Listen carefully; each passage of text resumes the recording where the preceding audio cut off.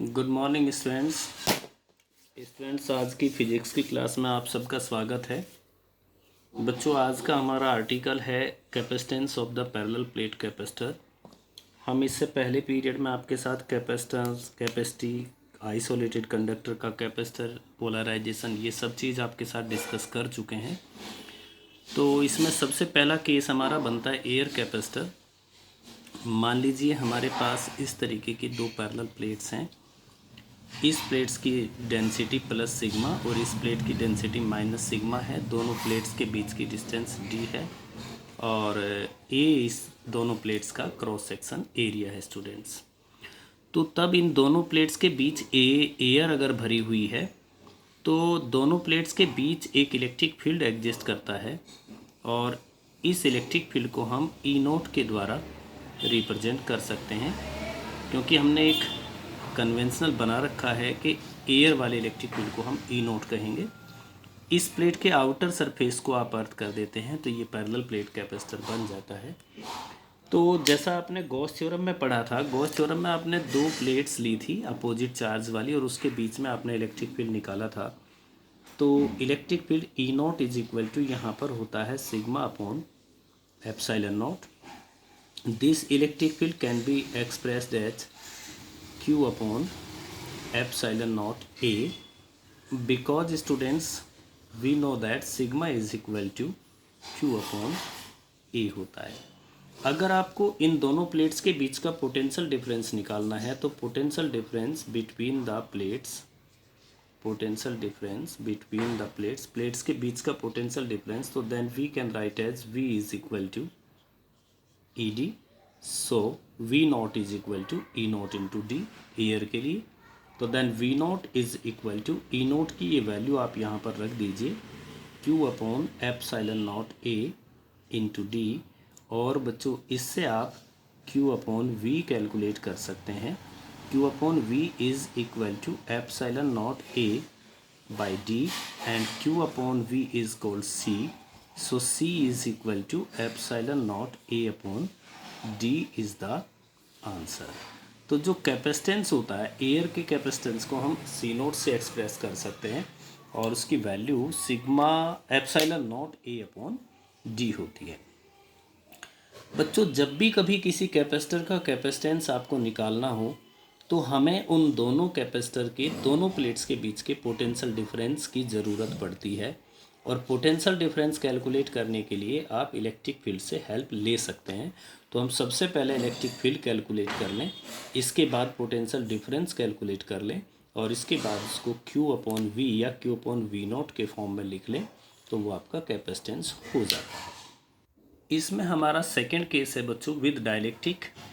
अगर हम उसी तरीके से जैसा आपने ऊपर देखा है, ये एक पैरेलल प्लेट कैपेसिटर है जिस पे आप यहाँ प्लस Q चार्ज, इस पे माइनस Q चार्ज और इसकी आउटर सरफेस को आप अर्थ से कनेक्ट मान सकते हैं। दोनों प्लेट्स के बीच की डिस्टेंस को स्मॉल d के द्वारा एक्सप्रेस करते हैं और प्लेट्स का एरिया आपका A होता है। It is the parallel plate capacitor. पहले वाले केस में दोनों प्लेट्स के बीच में एयर थी तो जो इलेक्ट्रिक फील्ड प्रोड्यूस होता था उसको हम ई नोट के द्वारा रिप्रेजेंट करते थे। लेकिन अब हमने क्या किया बच्चों, अब हमने इन दोनों प्लेट्स के बीच का जो ये स्पेस है, ये वाला जो स्पेस है दोनों का पूरा स्पेस एक ऐसे सबस्टांस से फिल कर दिया जिस सबस्टांस का डाइलेक्ट्रिक कांस्टेंट कैपिटल K है। तो अगर आपने पूरा स्पेस ऐसे सबस्टांस से फिल कर दिया जिसका डाइलेक्ट्रिक कांस्टेंट K है तो अब इसके अंदर reduced value of the electric field produce होगी, जो कि आप पिछले आर्टिकल्स में पढ़ चुके हैं। Reduced value of the electric field E is equal to होती है E naught minus E P. और इसमें जो आपका E होता है, E को हम लिख सकते हैं E is equal to E naught by K, और ई नोट की वैल्यू आप प्रीवियस आर्टिकल में कैलकुलेट कर चुके हैं। तो बच्चों अब यहाँ पर एक इलेक्ट्रिक फील्ड कैलकुलेट करेगा, इलेक्ट्रिक फील्ड एग्जिस्ट करेगा इस तरीके से, और ये जो इलेक्ट्रिक फील्ड होगा बच्चों, इस इलेक्ट्रिक फील्ड की वैल्यू ई नोट से कम होगी और इसको हम E के द्वारा एक्सप्रेस कर सकते हैं। तो अब जो E है आपका, मैंने जैसा यहाँ समझा, E है reduced value of the electric field. It can be written as E naught by K और ई नोट की वैल्यू आप ऊपर निकाल चुके हैं, तो ये हो गया Q upon epsilon naught K ए। मैंने इसमें ई नोट की वैल्यू ऊपर वाली रिप्लेस कर दी है, जो ये Q अपॉन एप्सिलॉन नॉट ए आप देख रहे हैं। इस वैल्यू को रिप्लेस करने के बाद नेक्स्ट स्टेप आता है हमारा पोटेंशियल डिफरेंस कैलकुलेट करने का। तो then V is equal to E D, जैसा आपने पीछे देखा था। अब आप ए की ये वाली वैल्यू यहाँ रख दीजिए, तो Q upon epsilon naught K A into D, it is the potential difference between the plates. और इससे आप Q अपॉन V कैलकुलेट कर सकते हैं। Q upon V is equal to epsilon naught K A divided by D, और बच्चों Q upon V को C कह सकते हैं। तो then C is equal to epsilon naught K A upon D. अब जो दो फॉर्मूले हमें कैपेसिटेंस के मिले हैं, एक कैपेसिटेंस तब जब दोनों प्लेट्स के बीच में एयर होती है, और एक कैपेसिटेंस तब जब दोनों प्लेट्स के बीच में डाइलेक्ट्रिक भरा होता है। तो इन दोनों से हम दो इम्पोर्टेंट रिजल्ट्स पर आ सकते हैं। नंबर 1, तो पहला इम्पोर्टेंट रिजल्ट है, इससे हमें पता चलता है एप्सिलॉन नॉट तो कांस्टेंट है, तो इससे हमें पता चलता है तो C is directly proportional to K A upon D. Means जो किसी कैपेसिटर का कैपेसिटेंस होता है वो 3 फैक्टर्स पर डिपेंड करता है, के पर। Number 2, C is directly proportional to A, और number 3, C is inversely proportional to D। C is directly proportional to K, C is directly proportional to A, और C is inversely proportional to D। 3 factors ऐसे होते हैं जिन पर आपका capacitance depend करता है। और दूसरा हम इम्पॉर्टेंट रिजल्ट इससे ये डेराइव कर सकते हैं बच्चों, C का ये फॉर्मूला लिखा हुआ है, और C नोट का फॉर्मूला आपने ऊपर पढ़ा है, C naught is equal to epsilon naught A upon D। अब बच्चों अगर आप इसमें C को C नोट से डिवाइड कर देते हैं, C upon C naught is equal to, तो C की वैल्यू तो यहाँ पर है epsilon naught K A by D, और इनटू ये वैल्यू हो गई आपकी D by epsilon naught A। तो आप इसमें D से D को कैंसिल कर सकते हैं, एप्सिलॉन नॉट A ये भी कैंसिल कर सकते हैं, C naught is equal to K। तो यहाँ से आप डाइलेक्ट्रिक कांस्टेंट की एक डेफिनेशन और बना सकते हैं, और इससे हम कहते हैं कि C इज़ इक्वल टू के सी नोट। मीन्स जब भी हम किसी कैपेसिटर की प्लेट्स के बीच में कोई डाइलेक्ट्रिक सब्सटेंस फिल करते हैं, तो उसका कैपेसिटेंस K टाइम्स हो जाता है, मीन्स उसका कैपेसिटेंस बढ़ जाता है। K जो डाइलेक्ट्रिक कांस्टेंट होता है किसी भी सब्सटेंस का, वो C डाइलेक्ट्रिक कांस्टेंट भरे हुए कैपेसिटर का कैपेसिटेंस, और एम्प्टी जब दोनों प्लेट्स के बीच में एयर होती है तब कैपेसिटेंस के रेशियो के बराबर होता है। पैरेलल प्लेट कैपेसिटर के कैपेसिटेंस का तीसरा केस है बच्चों पार्शियली फिल्ड कैपेसिटर। तो इसके लिए फिर से दोबारा से आप वही उसी तरीके से एक कैपेसिटर बना लीजिए। ये एक कैपेसिटर है जैसा आपने बाकी क्वेश्चंस में देखा है, बाकी आर्टिकल्स में देखा है, और इन दोनों प्लेट्स के बीच की डिस्टेंस स्मॉल d है, इसके ऊपर चार्ज प्लस q है, और यहाँ पर चार्ज माइनस q है। अब हमने ये जो प्लेट्स के बीच का पूरा स्पेस है बच्चों, पूरा का पूरा जो एरिया यहाँ प्लेट्स के बीच में है, वो पूरा एरिया फिल नहीं किया, बल्कि हमने इन दोनों प्लेट्स के बीच में एक स्मॉल t थिकनेस की एक स्लैब को रख दिया है। मतलब हमने एक स्मॉल t थिकनेस की ऐसी एक स्लैब इन दोनों के बीच में यहाँ रख दी है। तो अब क्या होगा, अब यहाँ पर इलेक्ट्रिक फील्ड दो प्रकार से प्रोड्यूस होगा। कुछ इलेक्ट्रिक फील्ड तो ऐसा होगा जो एयर में प्रोड्यूस होगा, और कुछ इलेक्ट्रिक फील्ड यहाँ पर बच्चों ऐसा होगा जो डाइलेक्ट्रिक सब्सटेंस के अंदर प्रोड्यूस होगा। तो ये वाला जो इलेक्ट्रिक फील्ड है यहाँ एयर वाला इलेक्ट्रिक फील्ड, जैसे मैंने इलेक्ट्रिक फील्ड यहाँ दिखाने की कोशिश की है,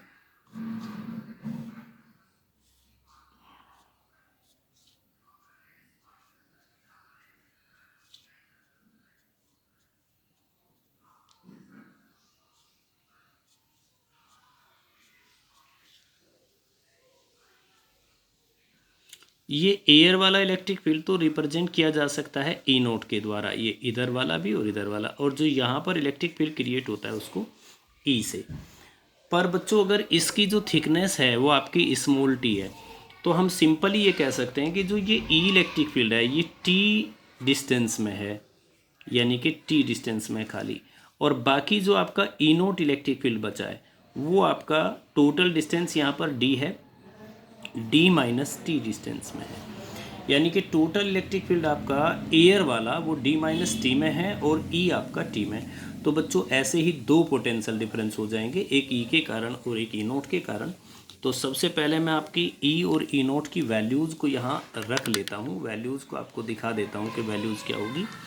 आप सब जानते हैं कि ई नोट मैंने अभी अभी आपको सोल्व करके दिखाया है, वो होता है क्यू अपॉन एप्सिलॉन नॉट ए। और ये जो आपका ई है, ई भी आपने सेकंड वाले आर्टिकल में किया है, ये होता है Q upon epsilon naught K ए। तो इसलिए जो बच्चों पोटेंशियल डिफरेंस बनेगा, potential difference V is equal to E naught, और ई नोट है आपका डी माइनस टी डिस्टेंस में। तो ये फॉर्मूला हो गया V is equal to E D plus E, और ई आपका है खाली टी डिस्टेंस में, तो ई इंटू टी।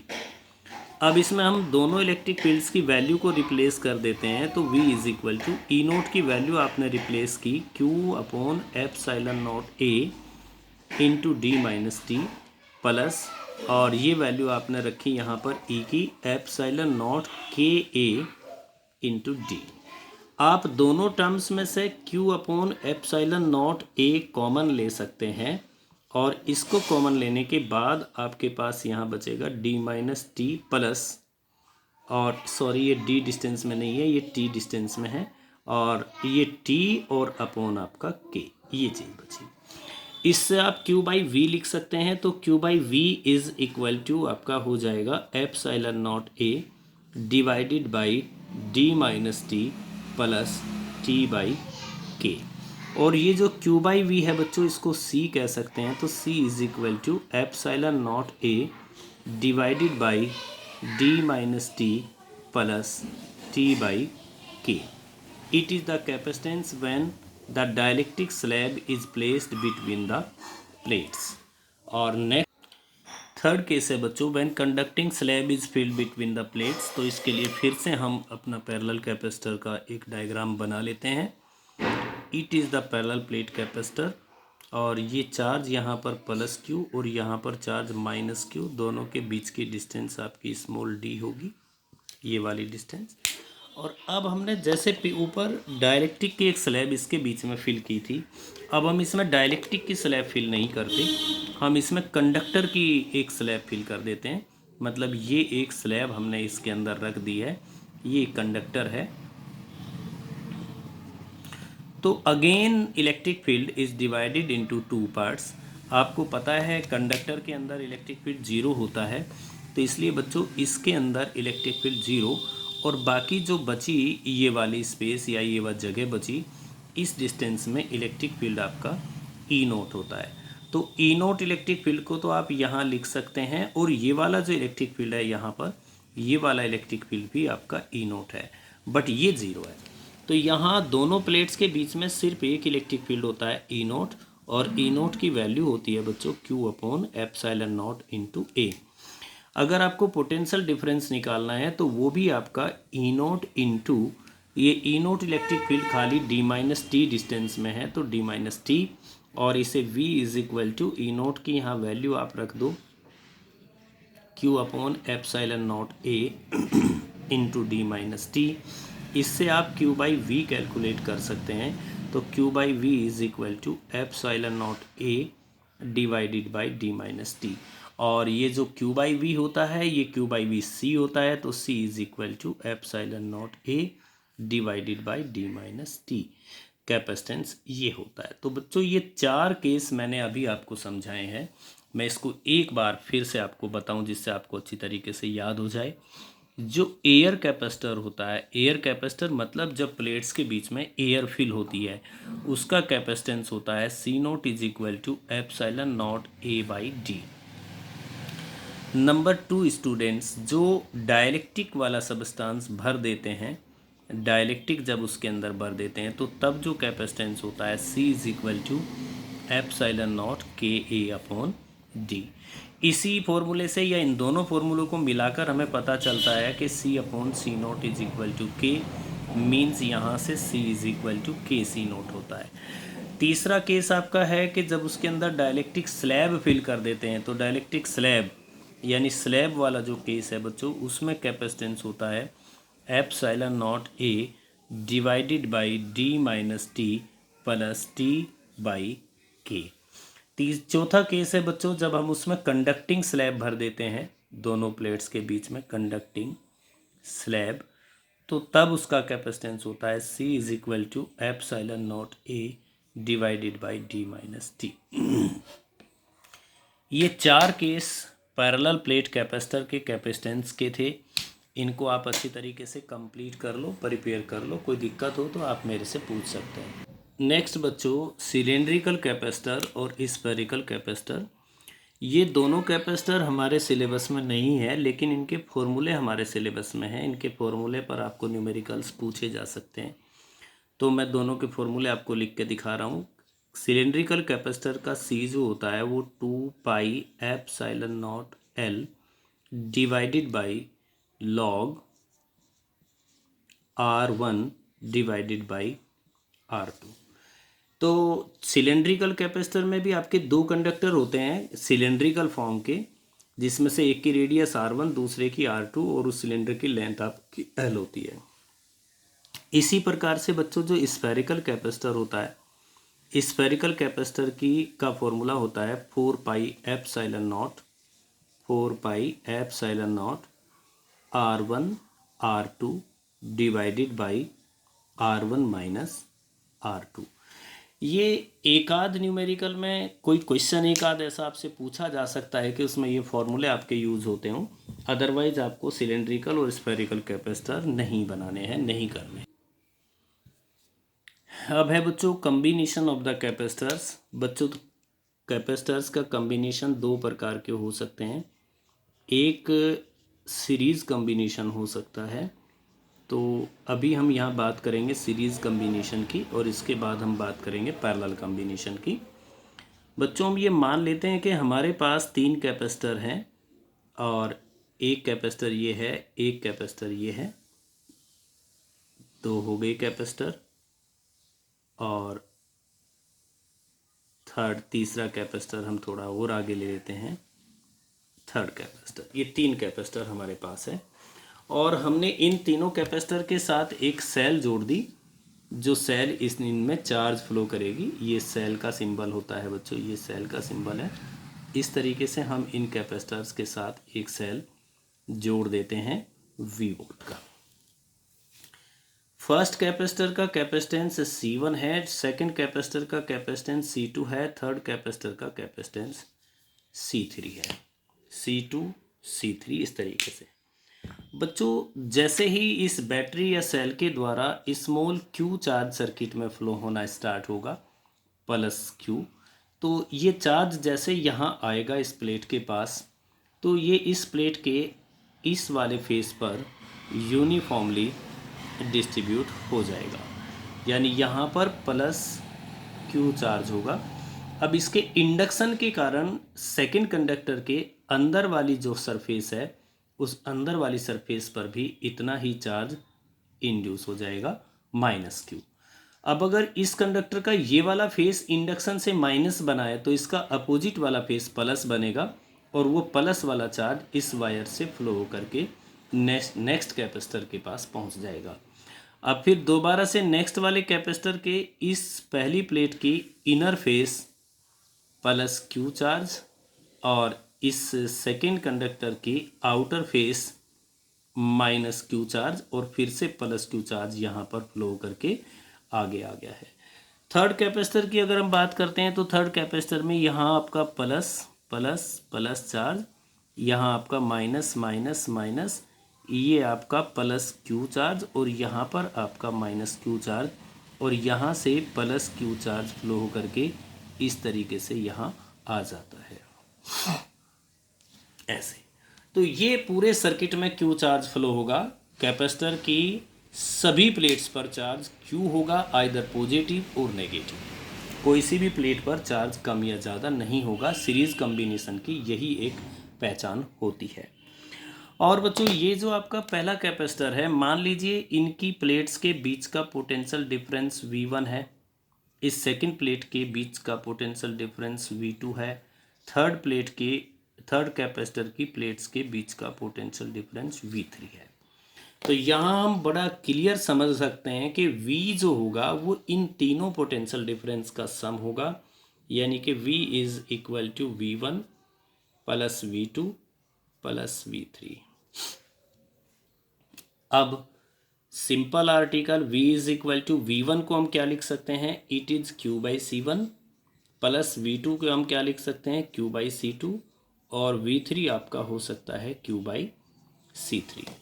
इस Q को अगर हम इस तरफ शिफ्ट कर लें तो ये V/Q is equal to 1/C1 plus 1/C2 और प्लस 1/C3।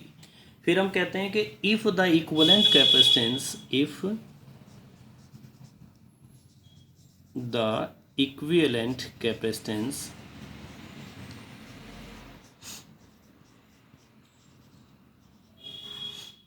इज C, अगर C इक्विवेलेंट कैपेसिटेंस है।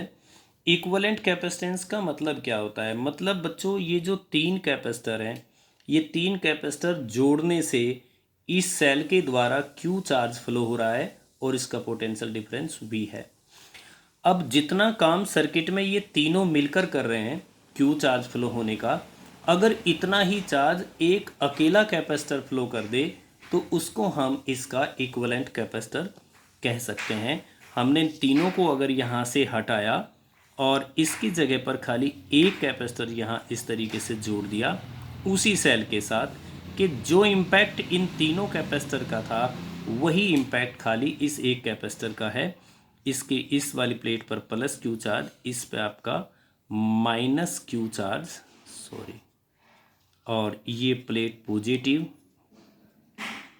और ये वाली प्लेट नेगेटिव, और इसका पोटेंशियल डिफरेंस मैंने अभी बताया V है, इसका कैपेसिटेंस C है। तो इसको हम इक्विवेलेंट कैपेसिटेंस कहते हैं। तो अगर हम इस इक्विवेलेंट कैपेसिटेंस के लिए फॉर्मूला लगाते हैं तो then Q/V is equal to C होता है, और इसका मतलब V/Q is equal to 1/C होता है। तो हम इसको 1/C लिख देते हैं बच्चों। 1/C is equal to 1/C1 plus 1/C2 plus 1/C3। और इस फॉर्मूले को हम आगे भी एक्सटेंड कर सकते हैं, प्लस 1/C4 भी हम इसमें कर सकते हैं बच्चों। अगर हम कहते हैं कि there are only two capacitor,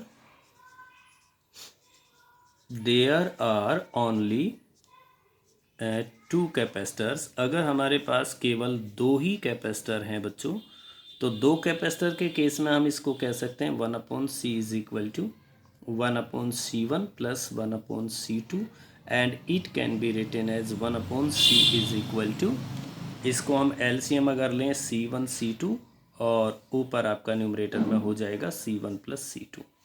So it can be written as C is equal to C1 C2 divided by C1 plus C2। अगर दो कैपेसिटर हैं, जो कि ज़्यादातर हमें सर्किट में दो दो कैपेसिटर मिल जाते हैं, तो उनका कैपेसिटेंस निकालने के लिए आप एक सिंपल सी ट्रिक याद कर सकते हैं। C1 C2 is the product और C1 plus C2 is the sum, means the capacitance can be calculated C is equal to product by sum। ऊपर आप प्रोडक्ट कर देंगे और नीचे आप सम कर देंगे, तो C is equal to product by sum करने से दो कैपेसिटर्स का कैपेसिटेंस सीरीज कॉम्बिनेशन में कैलकुलेट हो जाता है। अब हम कहते हैं कि इफ़ बोथ मतलब two capacitors are same, capacitors are similar, यानी बिल्कुल एक जैसे हैं। अगर एक जैसे हैं तो बच्चों हम कह सकते हैं कि C1 is equal to C2 होगा, कैपेसिटेंस भी दोनों का सेम होगा। अब मैं इसमें अगर नेट कैपेसिटेंस निकालने के लिए प्रोडक्ट बाय सम का रूल लगाता हूँ, तो प्रोडक्ट हो गया बच्चों C1 C2 और सम हो गया C1 प्लस C2। यहाँ दोनों सेम है तो इट इज C1 स्क्वायर और नीचे आपका 2C1, एक C1 कैंसिल हो जाएगा, तो then C is equal to C1/2। तो हम एक कैपेसिटर का हाफ कर देंगे। फॉर 3 कैपेसिटर्स, अगर बच्चों इसमें कभी आपको ऐसा मिले कि 3 कैपेसिटर्स मिल जाएं और वो तीनों कैपेसिटर्स सेम है, सिमिलर है, तो आपको नेट कैपेसिटेंस निकालने के लिए 1 का 1/3 करना पड़ेगा। और अगर आपको n कैपेसिटर्स मिल जाए फॉर n इक्वल कैपेसिटर्स, तो फिर आपको बच्चों एक कैपेसिटर का n 1/n टाइम्स आपको करना पड़ेगा। ये था बच्चों सीरीज कॉम्बिनेशन।